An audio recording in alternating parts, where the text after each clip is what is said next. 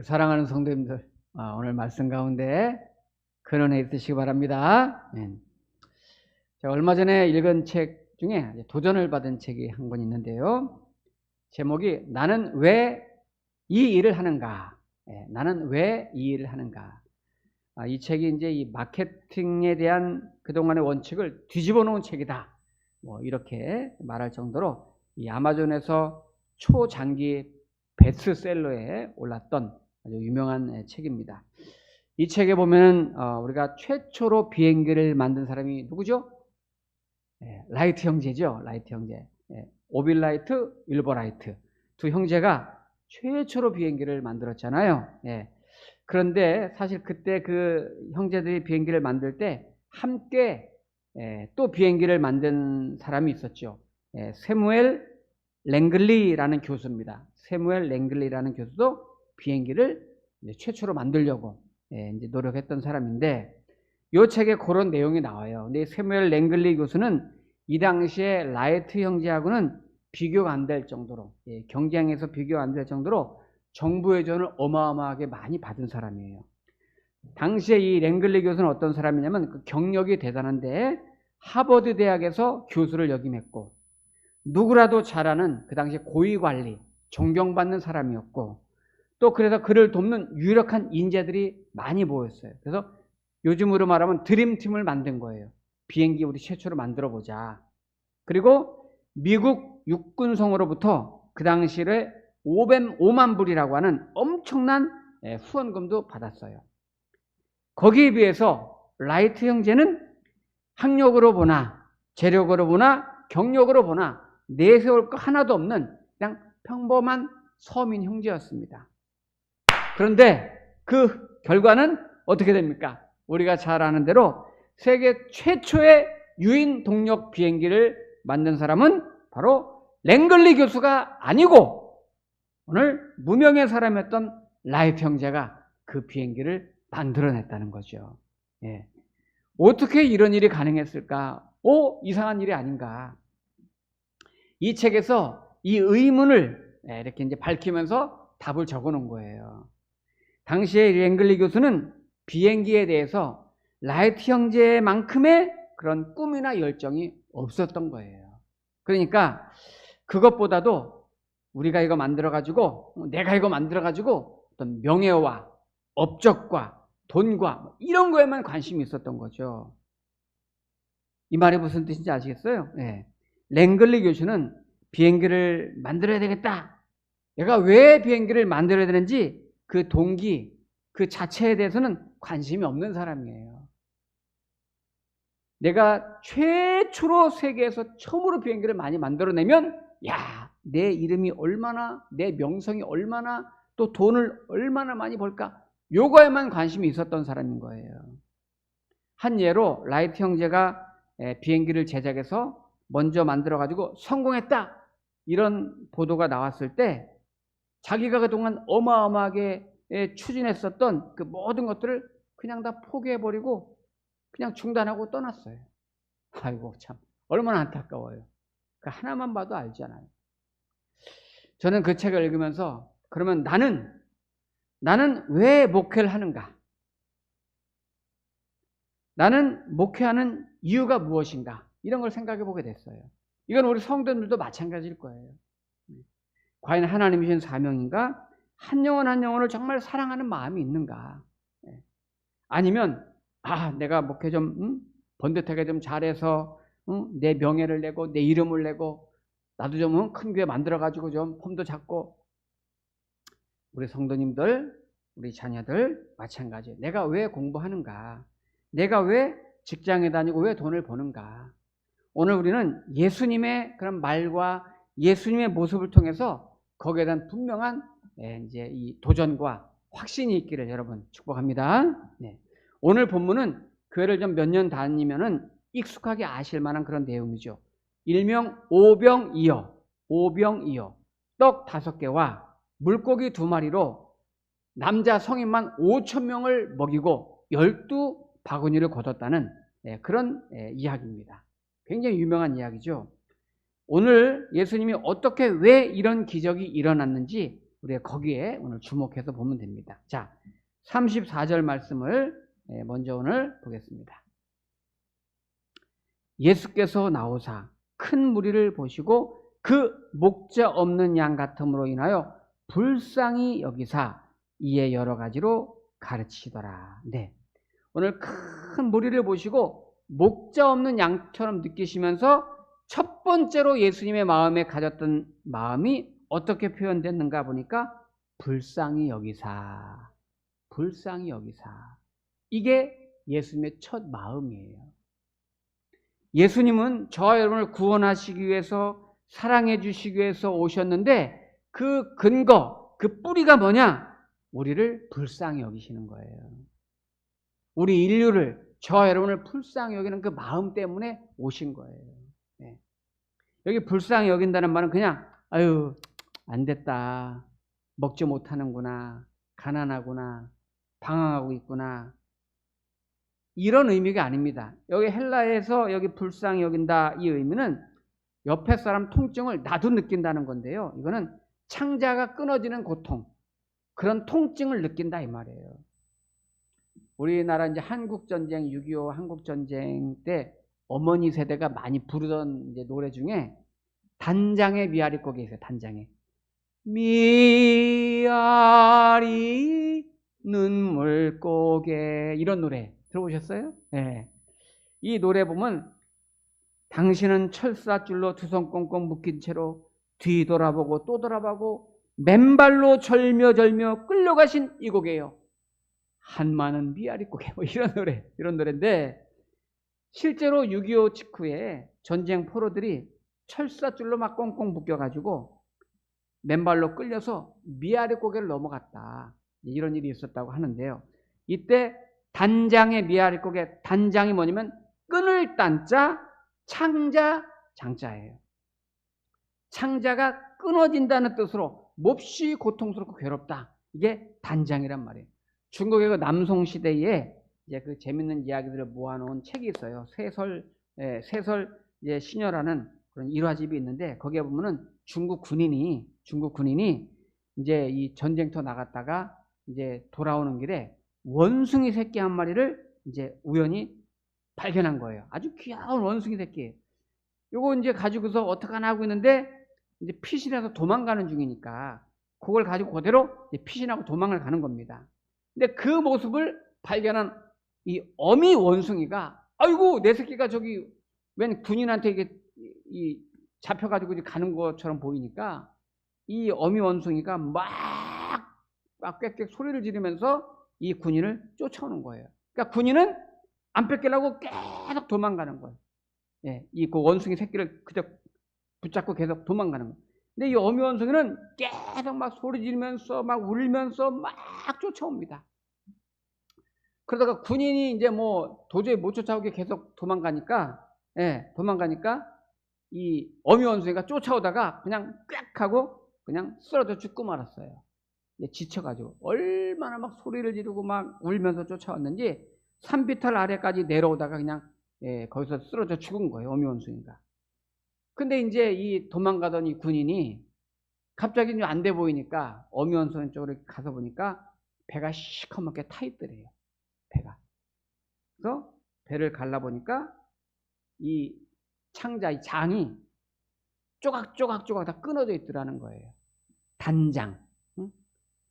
여러분, 짐승도 자기 새끼가 그 모성애가 발동하니까 몸부림치면서 고통에 막 슬퍼하고 막 소리 지르다가 창자가 끊어지는 그런 고통을 느끼는 건데, 예수님께서 오늘 큰 무리를 보시고 불쌍히 여기사, 이 불쌍히 여기사 이 말은 창자가 끊어지는 그런 고통을 느끼는 것처럼 그런 심정으로 우리의 고통과 우리의 아픔을 예수님이 그렇게 아파하시고 그렇게 고통을 느꼈단 말이에요.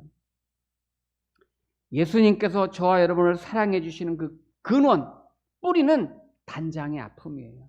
우리를 이렇게까지 불쌍히 여기면서 그렇게 사랑하시는 그 마음에서 우리를 향한 구원과 사랑이 시작이 된 거예요. 여러분, 어떤 성도가 예수님을 닮은 성도일까요? 불쌍히 여기는 마음을 가진 성도예요. 여러분 이웃의 아픔을 보고 이웃의 고통을 보고서 불쌍히 여기는 마음을 가진 성도가 예수님의 마음을 가진 성도예요. 저는 우리 성도님들도 특별히 우리 아이들도 우리 자녀들이 정말 진짜 성공이 뭘까? 물론 좋은 대학 가고 좋은 곳에 취직하고 그것도 성공일 수 있겠지만 진짜 성공은 우리 자녀들이 이웃을 불쌍히 여기는 마음을 갖는 거. 여러분 그게 진짜 성공인 거예요. 정말 예수님 잘 믿는 거죠. 힘겹게 살아가는 이웃, 고통 중에 있는 이웃, 슬픔 당한 이웃을 보면서 나 몰라라 하는 것이 아니라 내 마음에 그들을 향해서 불쌍히 여기는 마음. 저와 여러분들의 자녀들이 그런 모습을 보면서 공감할 줄 알고 이해할 줄 알고 품을 줄 알고 안아줄 줄 알고 섬길 줄 알고 나눌 줄 아는 그런 마음. 여러분 그런 저와 여러분 되기를 여러분 축복합니다. 자, 그런데 오늘 이 대목에서 정말 중요한 예수님의 원칙이 나옵니다. 원칙. 네. 자, 그럼 불쌍히 여기셨으니까 이 사람들이 뭐가 필요할까? 야, 바로 먹을 거를 빨리 준비해서 줘라. 이렇게 하지 않으시고 일단 말씀을 계속 전하시는 거예요. 자, 34절 보시면 예수께서 나오사 큰 무리를 보시고 그 목자 없는 양 같음으로 인하여 불쌍히 여기사 그 다음에 뭐라고 되냐면 이에 여러 가지로 가르치시더라. 네. 불쌍히 여기셨으면 빨리 저 먹을 거 좀 찾아봐라. 이렇게 하지 않으시고 그냥 계속 여러 가지로 가르치시더라. 요게 무슨 의미일까? 요거가 오늘날 교회가 놓치지 않아야 될 매우 중요한 교회의 사역의 순서예요. 교회가 존재하는 목적, 성도들이 존재하는 목적의 우선순위가 뭐냐, 뭐가 더 중요하냐를 가르쳐 주시는 거예요. 오래전에 한국교회 이제 원로 목사님 중에 이제 자기 과거를 회상하면서 쓴 책을 이제 읽어봤어요. 이분이 이제 신학대학을 졸업하고 전도사 과정을 거쳐서 이제 막 목사님이 딱 되셨어요. 이제 젊고 초년생 이제 목사님이 되셨는데 자기가 이제 이 빈민 선교의 꿈을 가지고 이제 청계천 그쪽으로 이제 들어가신 거예요. 들어가가지고 전도를 하면서 보니까 그쪽의 사람들이 너무 가난하고 궁핍하고 못 사는 거예요. 막 먹을 것이 없어서 못 먹는, 요즘으로 말하면 이제 거지 같은 그런 사람들이 너무 많이 있는 거예요. 불쌍한 거죠. 그래서 내가 이들을 위해서 하나님 나에게 소명을 주셨다 생각하고 그 마을의 중앙에다가 교회를 개척을 한 거예요. 그리고 그들을 보니까 생계가 막막하고 어려우니까 일단 먹고 살게 해주는 게 좋겠다. 그래서 교회에서 동네 사람들 이제 불러가지고 우리 같이 한번 사업해 봅시다.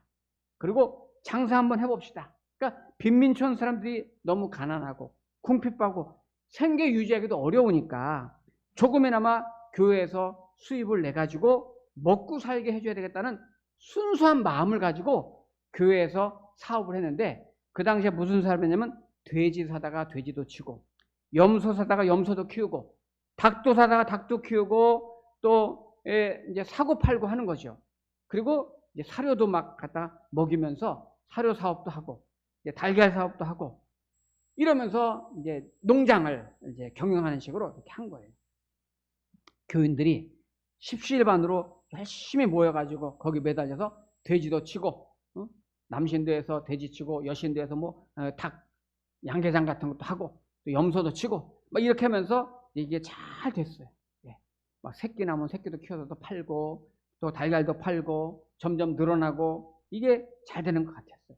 그런데 이게 이제 몇 년 지나지 않으면서 이게 얼마 남냐, 얼마 안 남냐, 누가 더 가져갔냐, 누가 더 수고했냐, 내가 더 수고했다, 내가 더 가져가야 된다. 이러면서 이게 이제 이 수익금 가지고 다툼이 일어난 거예요. 이러면서 집사님들끼리 나중엔 주먹 싸움이 일어나는 거예요. 야 이놈아 덤벼라 이놈아 이러면서 나중에 막 칼부림까지 나오는 거예요. 급기야는 교회가 완전히 소림사가 된 거예요. 소림사가. 심각한 문제는 전부 뭐 돼지고 염소고 전부 다 막 깨지면서 사업이 망해가지고 그 들였던 그 시설비, 자본금, 엄청난 부채를 끌어안게 된 거예요. 이렇게 되니까 교회에서 마지막 책임을 누가 집니까? 담임 목사가 지는 거죠. 경찰서에서 담임 목사 오라가라 하고 장로님이 책임지지 않습니다.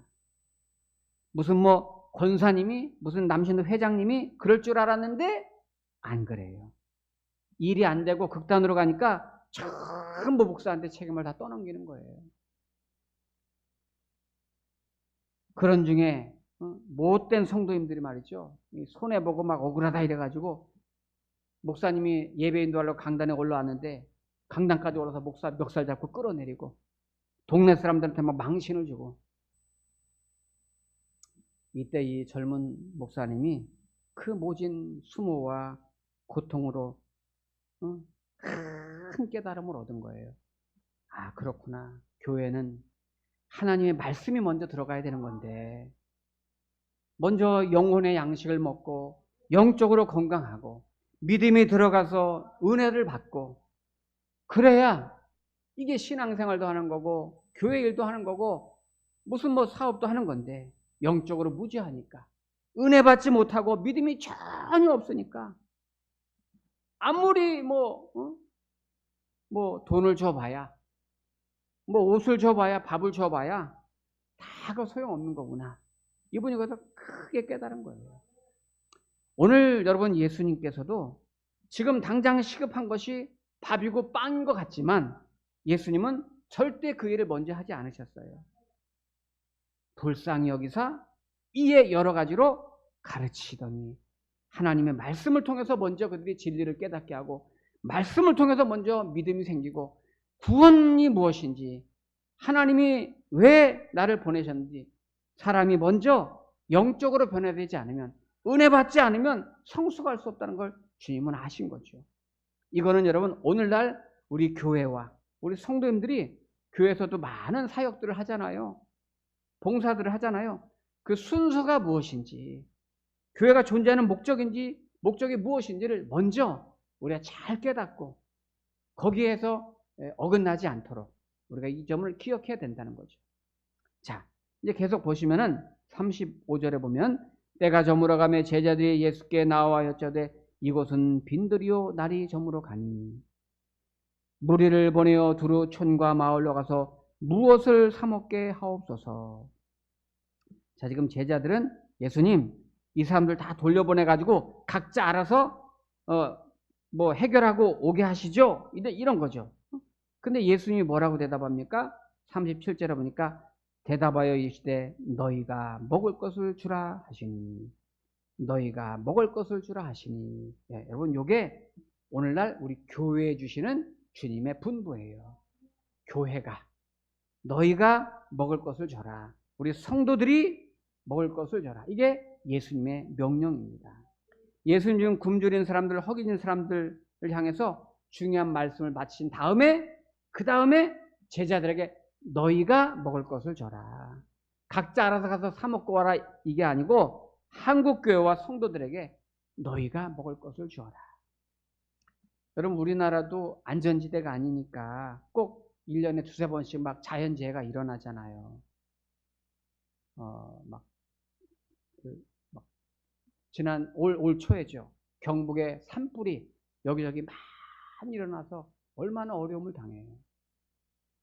작년 연말에는 벌써 우리 기억에 잊혀져 가지만은 무안에서, 그죠? 제주항공 참사로 인해서 얼마나 어려움이 많았어요. 지금도 극복되지 못하고 많은 사람이 어려움을 겪고 있잖아요. 우리나라뿐이 아니라 그 무렵에 저 미얀마에 엄청난 지진이 일어나가지고, 우리 교회는 여러분 작은 교회고 부채도 적지 않게 있지만, 참 제가 우리 성도님들에게 항상 고마운 거는, 얼른 돈 모아서 빚부터 갚아야지 하고서 막 그냥 인색하게 하지 않고, 우리 교회도 이렇게 매 절기연금 때나 또 여러분 선교연금, 또 구제연금, 또 나라에서 어디 지역에서 어려움 당한다고 하면 특별연금 해가지고 거기에다가 먼저 꼭 무슨 일 있을 때마다 우리 교회에서 빼놓은 적 있습니까? 늘 거기 도와주고 얼마라도 보내주고 섬겨주고 나눠주고. 저는 우리 성도님들이 그런 일에 다 같은 마음으로 참여해 줘서 너무 감사합니다. 예. 다른 교회 같으면 그렇게 못할 거예요. 목사님, 우리 교회도 지금 빚이 얼마인데 지금 거기에 갚습니까? 여러분, 빚이야 예수님이 오시면 다 알아서 갚으실 거예요. 예, 걱정 마세요, 여러분. 예. 그때 이 몇 년 전에 코로나 있어서 나라가 꼼짝 못했잖아요. 그때 제주에서 펜션 운영하는 어느 성도님 이야기가 기독교 신문에 크게 났더라고요. 선교사들이 추방을 많이 당했어요, 외국에서.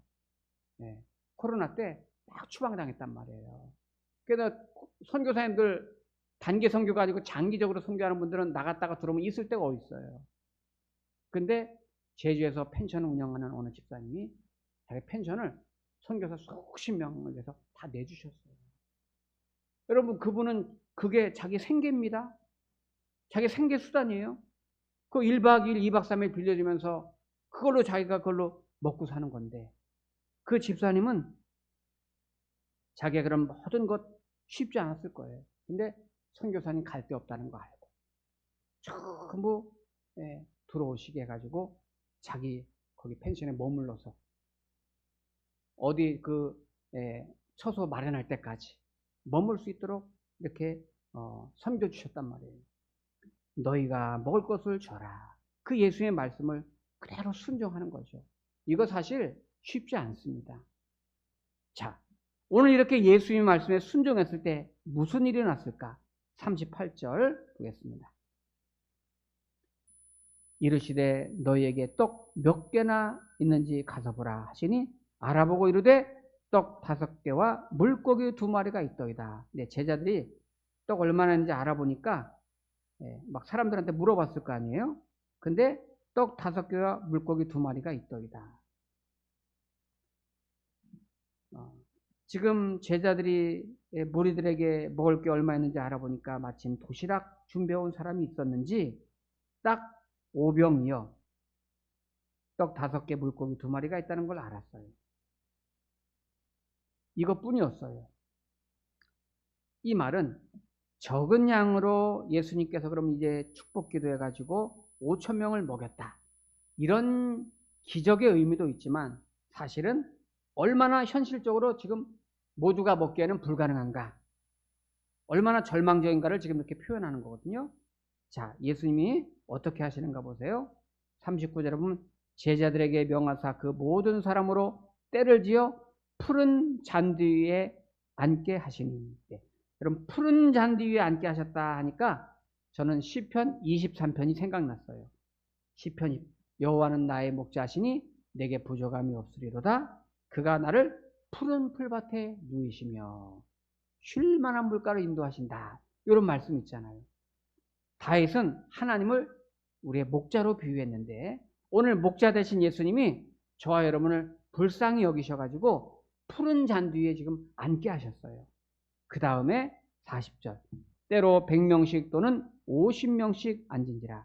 예수께서 떡 5개와 물고기 2마리를 가지사 하늘을 우러러 축사하시고 떡을 떼어 제자들에게 주어 사람들에게 나누어 주게 하시고 또 물고기 2마리도 모든 사람에게 나누심에 다 배불리 먹고. 네, 오늘 여기에서 결론적으로 중요한 단어가 하나 있습니다.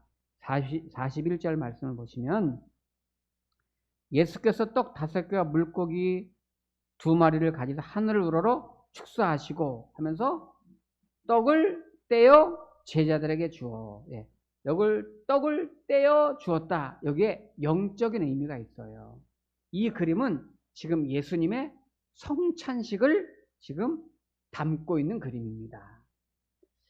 예수님께서 이제 십자가에 돌아가시기 바로 전날 밤에 12 제자들을 불러서 성찬식을 하셨죠.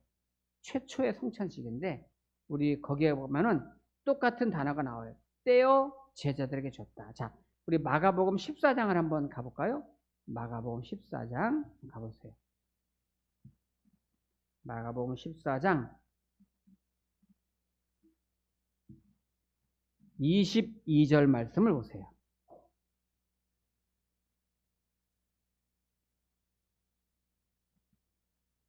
14장 22절 그러니까 그들이 먹을 때에 예수께서 떡을 가져다 축복하시고 떼어 제자들에게 주시며 이르시되 받으라 이것은 내 몸이니라 하시고. 네, 여기 떼어 제자들에게 줬다 같은 말인데요. 오늘 오병이어에게서 떼어 주셨다는 것은 빈들에서 유리 방황하는 백성들에게 예수님은 자신의 몸을 십자가에 걸어서 지금 찢기시고 피 흘리시고 죽으심으로 우리를 구원하실 것을 마지막 예언적으로 선포하는 큰 성찬식을 하신 거예요.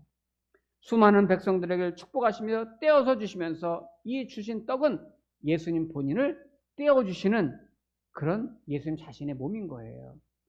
보리떡처럼 볼품없는 죄인의 몸을 입고 오신 예수님, 내 몸을 떼어서 찢어서 너를 나는 살리러 왔다. 요한복음 여러분 6장 51절 이후에 보면 이런 말씀 있죠. 예수님께서 내가 곧 생명의 떡이니라. 내가 하늘에서 내려온 살아있는 떡이니 사람이 이 떡을 먹으면 영생하리라. 내가 줄 떡은 곧 세상의 생명을 위한 살이니라. 이렇게 말씀하셨어요. 성도 여러분, 오늘 우리 두 가지를 확인하고 기억합시다. 하나는 생명의 떡으로 오신 예수님을 저와 여러분이 먹고 마심으로 우리는 하나님의 자녀가 되었습니다. 그렇다면 이제 빈들에서 날이 저물어가고 있는 이 종말의 이 시대에 하나님을 아직 알지 못하는 그들을 향해서 우리가 가져야 될 마음은 불쌍히 여기는 마음, 그를 향한 불쌍히 여기는 마음, 사랑하는 마음, 긍휼한 마음, 예수님의 마음을 가지시기를 여러분 축복합니다. 그리고 또 한 가지, 먹을 것을 너희가 나눠 주어라. 너희가 주어라 하는 것처럼 저와 여러분이 받은 것 주님의 것인데 내 것을 나누고 베풀어 주시기 바랍니다. 그런데 그 중에 가장 귀한 것은 생명의 떡, 복음의 빵, 이 생명의 떡, 이 복음의 빵인 예수님을 우리가 진심으로 나누어주고 베풀어주고 섬겨주는 것, 그것이 정말 그들을 불쌍히 여기는 거죠. 오늘 저와 여러분들이 바로 그런 생명의 떡이신 예수님을 받은 자답게 그 생명의 떡을 나눠주며 섬기며 베풀고 살아가기로 결단하고 또 실천하기로 작정하는 저와 여러분 되기를 축원합니다. 아멘. 기도하겠습니다.